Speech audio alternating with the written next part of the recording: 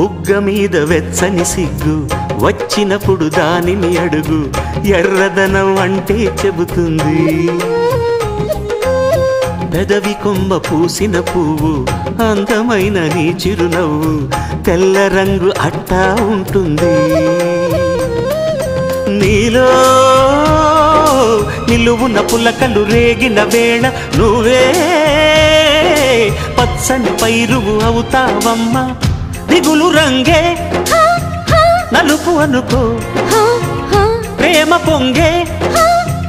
పసుపు అనుకో భావాలను గమనిస్తుంటే ప్రతి రంగును చూస్తున్నట్టే చూపులు ఎవరివైనా చూపించే లోకం ఒకటి నేస్తమా